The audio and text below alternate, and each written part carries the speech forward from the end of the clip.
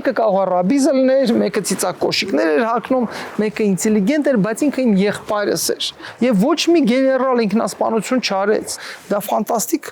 դուրեկան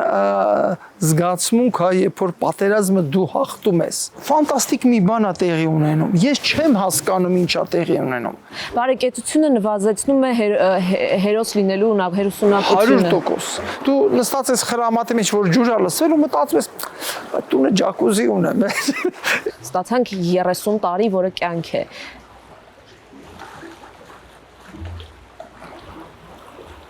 Չէ՞ ասում դրանով բավարարվել։ Դե ավելի դառը կորից դառը։ Բարի գալուս Civilnet։ Մենք Սևանի ափին ենք Ծովագյուղում, խոսելու ենք վավերագրող ռեժիսոր, Bars Media-ի հիմնադիր Վարդան Հովհաննիսյանի հետ։ Բարև ձեզ, Վարդան։ Բարև ձեզ։ Ի սկզբանե ձեզ հետ խոսելու ցանկությունը առաջացել էր մի ռեպորտաժ պատրաստելու ընթացքում, որը երկու պատերազմներից հետո եւ դրանց ընթացքում ստեղծված արվեստի մասին էր, բայց որոշեցինք հնարավորությունը բաց չթողնել եւ ձեզ հետ ունենալ առանձին հարցազրույց այս թեմայով։ Ձեր ամենամեծ աշխատանքը ձեզ գիտեն առաջին հերթին 90-ականների պատերազմը վավերագրող ֆիլմով, պատմություններ պատերազմի եւ խաղաղության օրերից, որը արցախցիների մասին է, նաեւ նկարված է Արցախում Արցախյան պատերազմի մասին։ Տեսել են ֆիլմը արցախցիները, Արցախում երբևէ ցուցադրություն եղել է ֆիլմի։ Այո, Շուշիում էր եղել, Ստեփանակերտում էր ցուցադրում ա եղել, հեռուստատեսությունով չէին ցույց տվել, բայց կինոթատրոններում եղել է եւ մի ժամանակ ինտերնետում էլ այդ ֆիլմը կար, դա համար մարդիկ նայեցին շատ։ Արձագանք ստացել է բավական ծանոթ են ֆիլմին հենց Արցախում ավելի զարմանալի է, որ ֆիլմը շրջեց աշխարհով մեկ, ինքը ցույց տվեց BBC Prime Time լավագույն ժամանակ, PBS-ով, Ամերիկայի հանրային հեռուստատեսությունով, աշխարհով շրջեց 20 լեզու թարգմանվել է այդ ֆիլմը, բայց ցավոք սրտի Հայաստանում հեռուստատեսությունը ցույց չտվեցին, որտեվ տարբեր պատճառներով, էլի չեմ ուզում ոչ քննադատել։ Ձեր նախաձեռնողականության հարցը չէր։ Չէ, հիմնականում այն էր, որ 2000-ական թվականներին երևի թե հասարակությունը եւ ոնց ասեմ ղեկավարությունը ուզում էր մոռանալ պատերազմի մասին, էլի։ Իրանք լուրջ ֆիլմ պատերազմի մասին այդքան պոպուլար չէր այդ ժամանակ։ Բայց եթե չեմ սխալվում, այդ տարիներին մի քանի գեղարվեստական վիճելի արժեքով, այնուամենայնիվ մի քանի գեղարվեստական ֆիլմ նկարվեց, ցուցադրվեց, կարծեմ հենց հանրայինով էլ, ինչով էր այդ դեպքում պայմանավորված։ Ձեր ասածի մեջ կար շատ լավ բան վիճելի արժեքով։ Գիտեք ինչու՞մ է հարցը։ Երբ որ պատերազմը նկարում ես ոնց որ վավերագրող, դու ունես մի քանի մոտեցում։ Առաջին մոտեցումը, երբ որ դու գալիս ես պատերազմի, ասում ես ես ուզում եմ հասկանալ ինչ է այս պատերազմը, ինչի է ինքը սկսվել, ինչի համար ենք մենք գնացել պատերազմի։ Եվ դու խորանում ես խորը հարցերի մեջ, որոնք շատ ցավալի են, իրանք դժվար են նայվում։ Վավերագրական ֆիլմերը, որոնք նկարված են ճշմարիտ, որոնք նկարված են անկեղծ, որոնք նկարված են հենց պատերազմի դաշտում առաջի գծում, իրանք ծանր են նայելը։ Իրանք entertainment չեն։ Ճիշտ եմ հասկանում, որ կողմնակալություն կար եւ թույլ չէին տալիս ֆիլմը ցուցադրել կամ շահագրգռված չէին։ Ուղղակի ոնց որ sense աստղերը իրար չեկան, որ այս հանրային հեռուստատեսությունը եւ ուրիշ հեռուստատեսությունը Հայաստանում այդ ֆիլմը ցույց տա։ Տարբեր բան կար, որտեվ մենք ցույց ենք տալիս այս ֆիլմում մարդկանց ճակատագրերը, ռեալ ճակատագրերը։ Մենք չենք ցույց տալիս կենաց ֆիլմ, որտեվ այդ ժամանակ պատերազմից հետո հիմնականում նկարվում են կենաց ֆիլմեր։ Ինչ է նկարվում, որ մենք հաղթեցինք, մենք սենց ենք, սենց ասես, այդ կենացներին, մեր հերոսները զոհվեցին, բայց դա ոնց ասեմ, կամ օղորմաթաս էր, կամ կենաց էր, կամ էլ ինչ-որ entertainment էր, ինչ-որ fiction ֆիլմ էին նկարում, գեղարվեստական ֆիլմ էին նկարում, որը իրականության հետ կապ չուներ։ Երկու պատերազմների միջակայքում եւս նկարվեց մի քանի բան, բավականին հանրաճանաչ էին։ Իմ հարցը այս պահին գուցե պարզապես հուզական է, բայց արդյոք ծանր չգիտակցել, որ նման հսկայական աշխատանքից հետո լայն հանրությունը ծանոթ չէ ֆիլմին։ Օրինակ մենք կինոթատրոններում, Կինո Մոսկվայում դրել ենք այս կինոբանը, ֆիլմը ցուցադրման, հայտարարել ենք, պոստերներ ենք կպսրել, etc. Բայց թեման է ծանր։ Ժողովուրդը երևի 2000-ական թվականներին ուղղակի խոսափում է։ Ու մենք տեսնում ենք, եթե գնում են Կարիբյան կղզիների պիրատների մասին ֆիլմը եւ մեր ֆիլմը պատերազմի մասին, մարդիկ գնում էին զվարճանալու։ Հավանաբար նաև այն, որ վավերագրական ֆիլմը ի սկզբանե չի հավակնում մեծ հանրաճանաչության։ Միշտ ամբողջ աշխարհով վավերագրական ֆիլմերի մասին ում հարցնես, բոլորը ասում են, ես սիրում եմ վավերագրական ֆիլմեր։ Ասում են, վերջի ֆիլմը ո՞րն է, որ դու նայել ես։ Եվ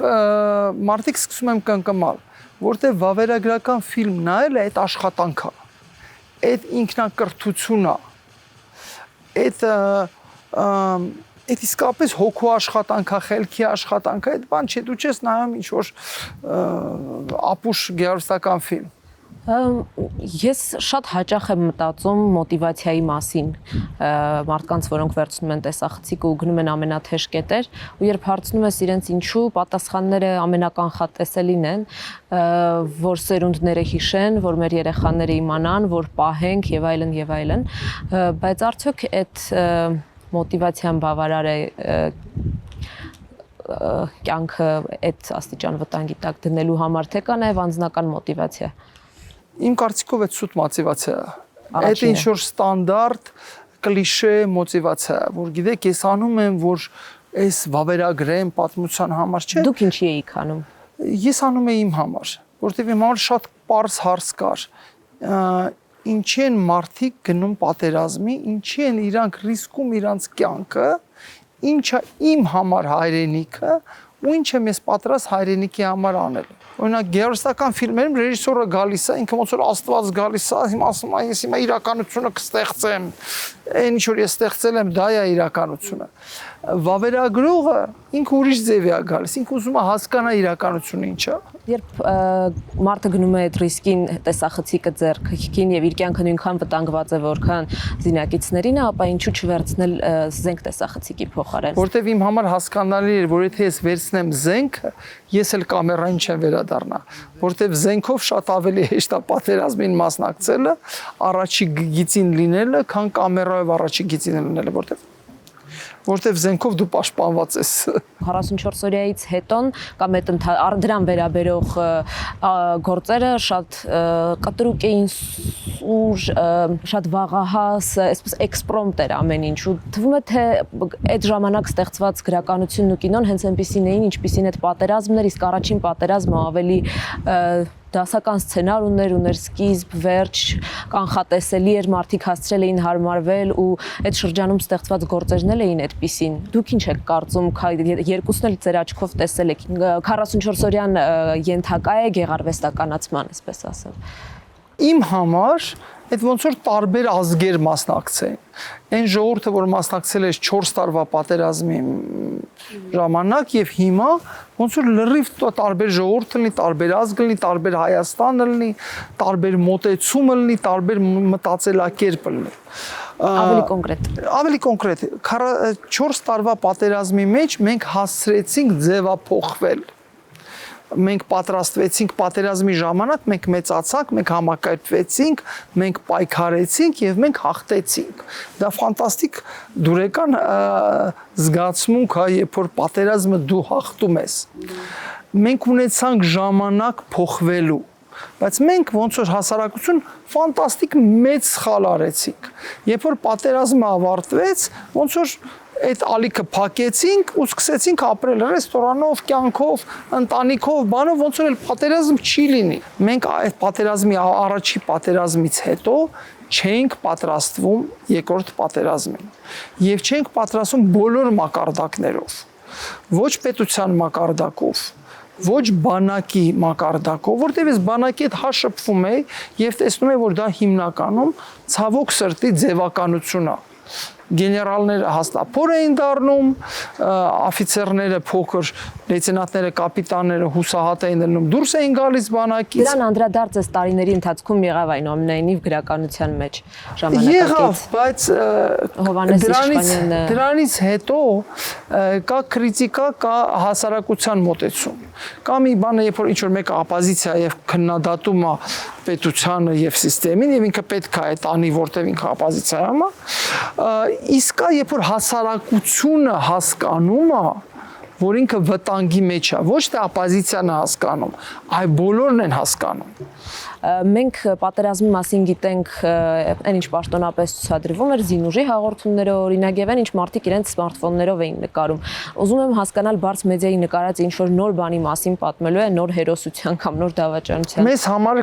կարևոր էր մարդկային պատմությունները։ Մեզ կարևոր էր ոնց է մարդը դրսևորում իրան պատերազմի ժամանակ։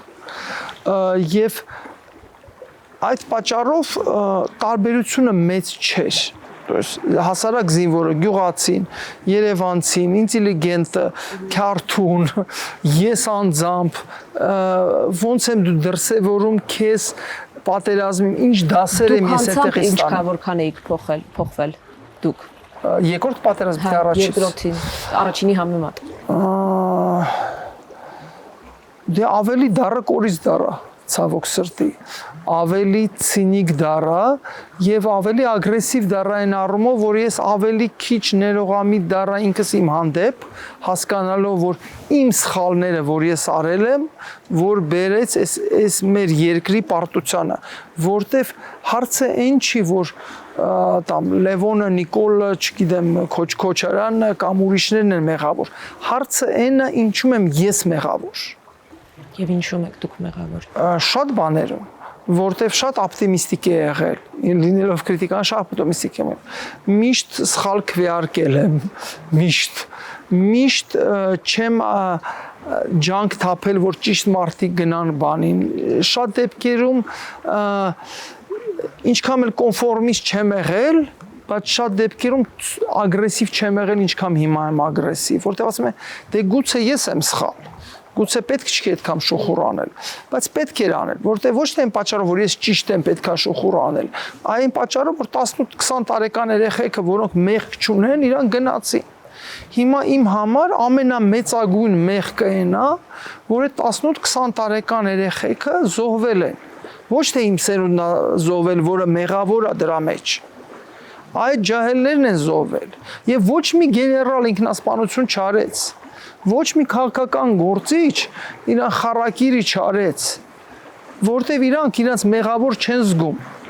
Մենք չվերլուծեցինք առաջի պատերազմը։ Վավերագրական կինոն այդ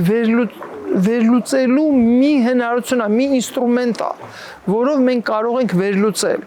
Բայց ցավոք սրտի վավերագրական կինոն Հայաստանում ստեղծվել է, աշխատում է ոնց որ կամ ոնց որ ասում եք կենաց կամ ոնց որ ինչ որ sense անկապ քարոզչություն կամ էլ անկապ entertainment հանրությանը չէին բացատրում թե որն է պետության դիրքորոշումը երբեմն ակնարկներ էին անում որ գուցե զիջումների կարիք կա բայց ավելին վախենում էին անել եւ չունեին այն ժողովրդականությունը որ թույլ կտար խոսել մեծ զիջումների մասին եւ հանրությունը չուներ հստակ դիրքորոշում չուներ բացի դրանից հանրությունը ինքը չէր ձևավորվել ինքը չէր ձևավորվել ամորֆ էր ինքը կարող է ղեկավարությունը լինի շատ վատ, пассив, etc. Բայց եթե դու ունես հանրություն, որը ակտիվ է, ինքը այդ ղեկավարության վրա ազդում է։ Բայց հանրությունը քնել էր։ Դուք ինքը ոնց ասեմ, մարդիկ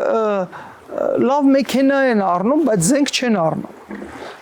Մարդու ուղարկում է իր երեխային բանակ ու ինքը չի մտածում, որ ինքը բանակում պատրաստություն չի ստանում։ Ինքը այդ երեխային չի ասում, «Բալիկ ջան, արի ես քեզ ուղարկեմ ակումբ, ոմա կամ ուրիշի, մազատազեն, կամ ինչ դու պատրաստվես, հա մեր բանակը թույլ է դեռ, էս են թե պատճառներով, բայց ես ոնց որ հայր կամ մայր կպարապացնեմ քեզ, որ դու չզոհվես»։ Վերադառնալով կինոյին, Համաձայն եք, որ նույնիսկ վավերագրական կինոյի մեջ կա հորինումի տար, տվյալ դեպքում ձեր աչքերը այդ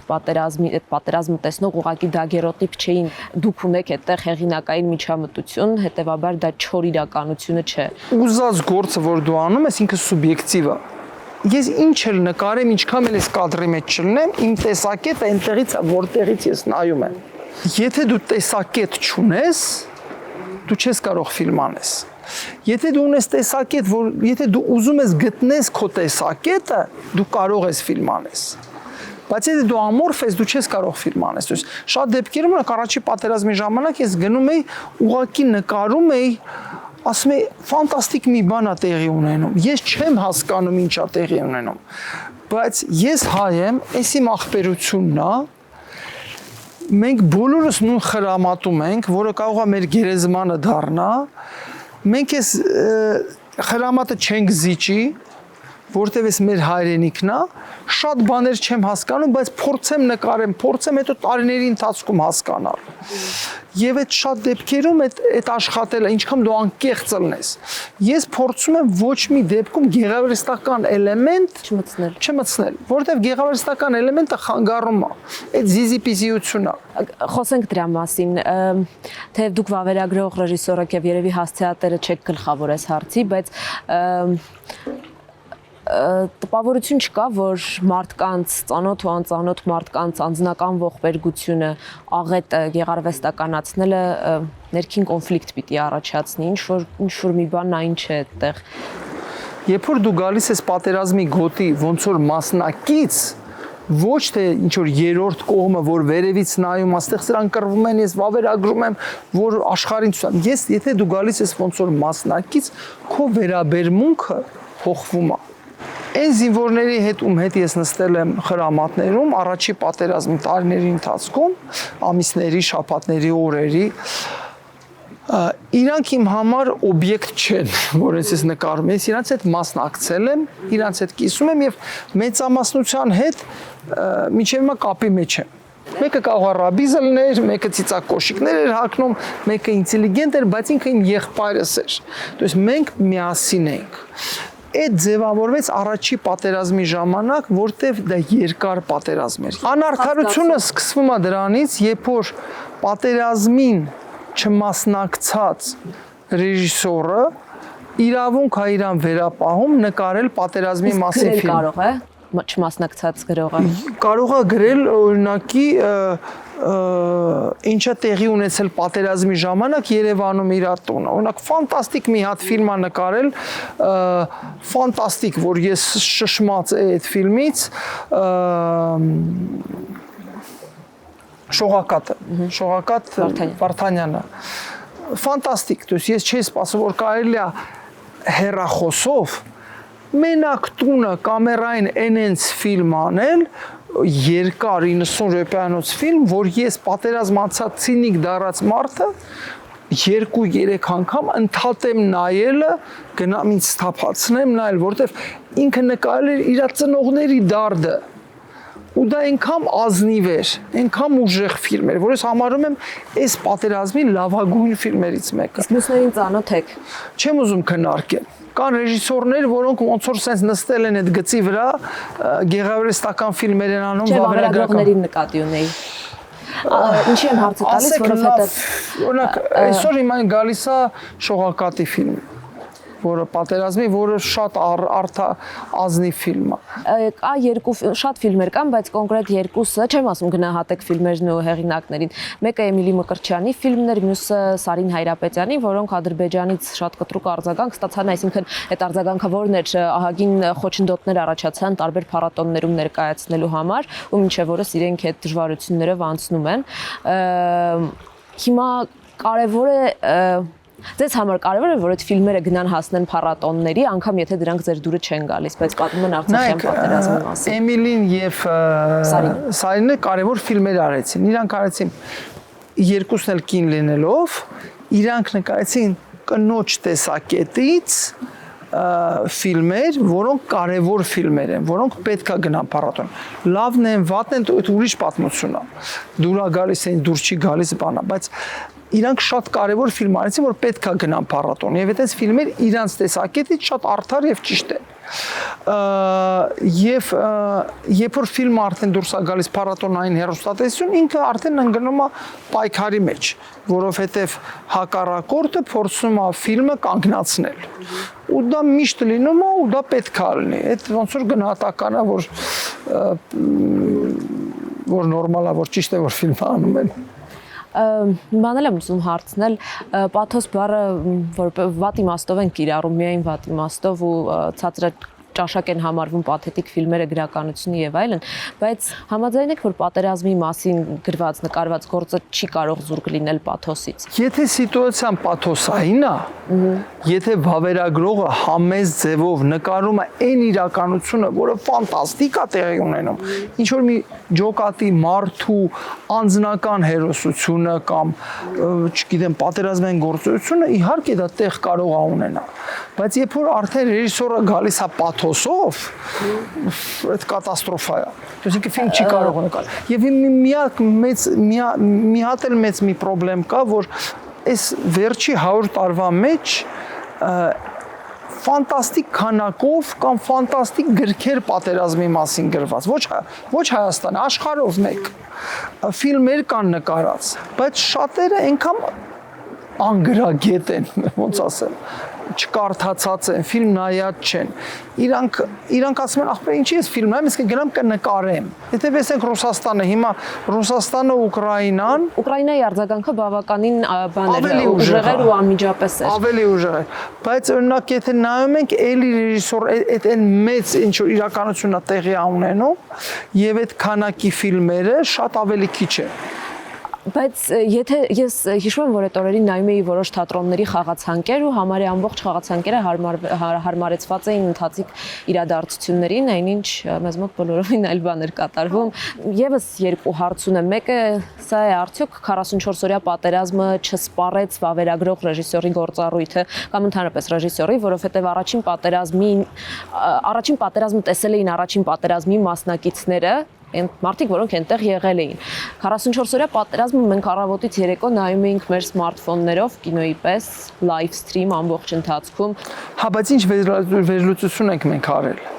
Մարդիկ նայել են ռիլսերի պես, մարդիկ այսօր տեսել են, վաղը մոռացել են, ինչ որ ռեակցիա են տեսել ու դրանից հետո գնացել են wine փառատոնին, գինու փառատոնին, դրանից հետո գնացել են բան։ То есть մարդկանց մեջ ինչ որ մի մտածելակերպ չի ձևավորվել։ Մենք ուզում ենք այդ մեր մարսածը, որ դուք էլ նայեք եւ ձեր տեսակետով ասեք։ Գինու փառատոն ասեցիք, այդ շատ են այդ մեղադրանքը հնչեցնում, թե ընդամենը 5 տարի է անցել առաջ 4-3-2 տարի ու դուք գինու փառատոն եք նշում, բայց մի տարածաշրջանում, որտեղ աղետները հարընթաց են, կարելի է հրաժարվել բոլոր հաճույքներից։ Չէ, գինու փառատոնը վատ բան չի, շատ լավ բան է, եթե մնացած բաները տեղում են։ Եթե մնացած ժամանակ, եթե օրինակ 21 թվականին, օրինակ կառավարությունը կամ հասարակությունը պահանջեր, ասել եկեք 20 թվականը պարտվել ենք, հիմա ծանր վիճակներ է մեզ գալիս, Ղարաբաղի համար, Արցախի համար ծանր վիճակ է, մեր հանրության, մեր երեխեքի համար մեծ վտանգ կա, եկենք ամեն ինչ կողքի դնենք, առաջնա, ոչ ասեմ մնացած արգել ենք, բայց առաջնահերթը դնենք պատրաստությունը, պատերազմը, ասենք օքեյ, պրծավ, դե օքեյ, մոռացանք, եկեք փառատոն անենք գինու կամ գնանք Իտալիա, Միլան վիզերով կամ չգիտեմ ինչ անենք։ Դուս ոնց որ այս տպավորությունը, որ շատ կարճ խելք ունենք, ոնց որ այսօր պատերազմը եղավ, պրծավ, ուրեմն ամեն ինչ լավ, ուրեմն վաղել չի լինի։ Պրծավ, չէ։ Հիմա խաղաղության մեջ ենք, չէ՞ ապրում։ Հիմա մենք Սևանի ափին ենք նստած։ Այս տարածքը գտնվում է Ադրբեջանի քարտեզի մեջ։ Իրանք ասում են, իրանց այդ ուզում են վերաբնակեցնել։ Մեր անելիքը ո՞րն է։ Բոլոր տղամարդիկ եւ օպերատորները ես դուք ինչ անեք։ Պատերազմին։ 44-օրյայի պարտությունից հետո խոսել եք ձեր առաջին ֆիլմի հերոսների հետ։ Խոսացել եմ, բայց խոսալու բան էլ չկար։ Այն առումով, որ առաջի պատերազմին լուրջ մասնակցած մարդիկ իրանք գտնվում էին սենց շոկային վիճակի մեջ, որտեվ առաջի պատերազմի մասնակիցները իրանք ուրիշ էին։ Ես չեմ ուզում ասել լավ թե վատ։ Ինչով։ Իրանք պատրաստ են ավելի երկարատև դժվարությունների։ Գուցե պատճառը բարեկեցությունն է։ Այո, բարեկեցիկ կյանքը, բարեկեցությունը նվազեցնում է հերոս լինելու հերոսունակությունը։ 100%։ Օրինակի, ես այն օրը զանգեցի ընկերոջս, որ առաջի պատերազմի օր ձմեռը նկարահանում էի, ասի Արսեն ջան, այդ որ նկարում էի ձեզ, բայց չեմ հիշում որտեղ էինք մենք քնում, ձմեռ էր, ուր էինք գնում քնելու։ ինքն ասես խոխելա գարչերի խրամատում ենք, ոնց ենք խրամատում կրում, ձուներ չէ գալիս։ Սմայտից չէ շնաս մատուս, ձունը գալիս էր, սպալնիկը քաշում ենք, ցելոֆանը քաշում ենք, տակ քնում ենք։ Հետո կոմո ձեռները սենց ուռել էր, ասի վայ, որտեղ դու մոռանում ես, որ դու կարող ես խրամատի մեջ, օրինակ ես պատերազմի ժամանակ դու նստած ես խրամատի մեջ, որ ջուր ա լսվել ու մտածում ես, տունը ջակուզի ունեմ, այս ջակուզի հետ համաձայն, ինչ եմ ասում, դու պետքա պատրաստվես, որտեվ հիմա բանակ ուղարկել անիմաստ ժամանակի վատնում է։ Ավելավ այդ երեխան գնա ազատազեն, շաբաթը 2 անգամ կրակել սովորի, տակտիկա սովորի, ստրատեգիա սովորի, YouTube-ով ու ինստրուկտորների հետ աշխատի, քան 2 տարի հենց վատնի էս տարի։ Հաճախ ասում են դե մեր աշխատանքը ավակ սերունդն է ասում ջուրը գնաց 3 տասնամյակ այդ մարդիկ ապրել են իրենց ազատագրած հողում, ապրել են 30 տարին հոդս չի ցնդում, չէ, այն պատճառով, որ այսօր պարտվել ենք ու մերը չի ասում ենք, որ փաստորեն անիմաստ էր, ինչ ստացանք։ Ստացանք 30 տարի, որը կյանք է։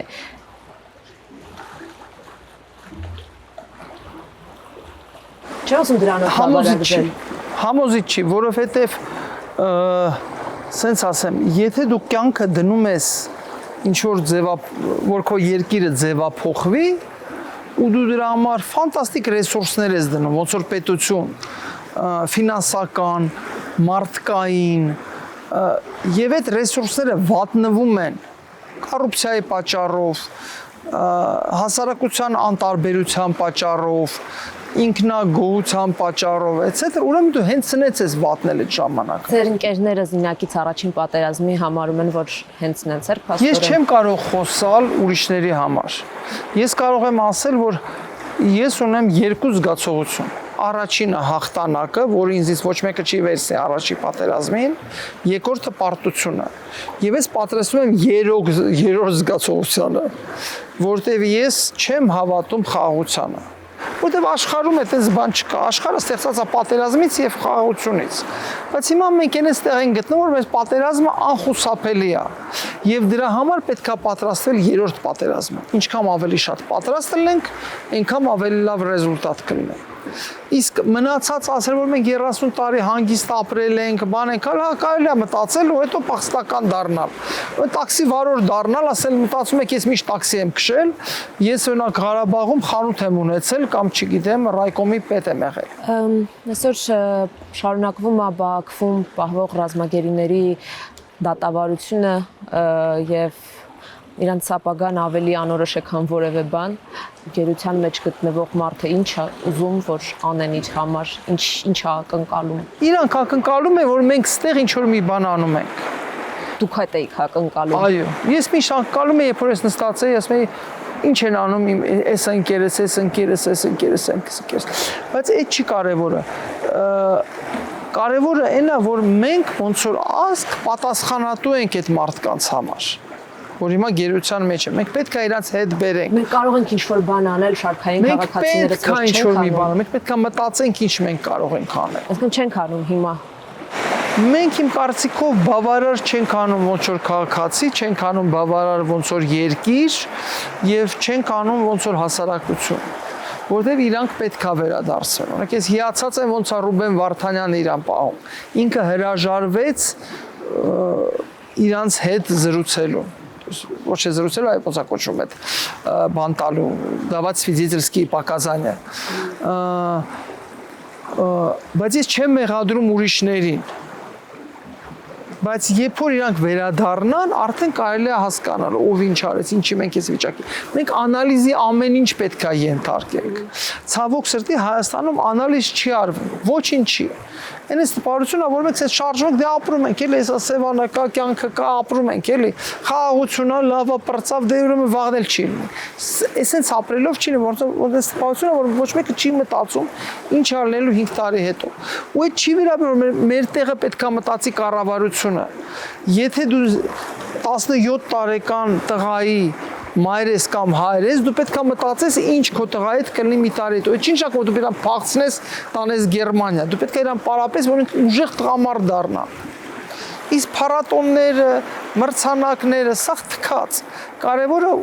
որտեղ ենք մենք ապրում, ունենք մենք երկիր, թե չունենք մենք երկիր։ Եթե մենք կորցնենք երկիրը եւ ես լավ ֆիլմ անեմ դրա մասին, փառատոններում մրցանակներ ստանամ, թքած այդ ֆիլմի վրա։ Շնորհակալություն, շատ շնորհակալ եմ Civilnet-ի հյուրը Վարդան Հովհաննիսյանն էր։ Մենք էինք ձեր հյուրը չնայած։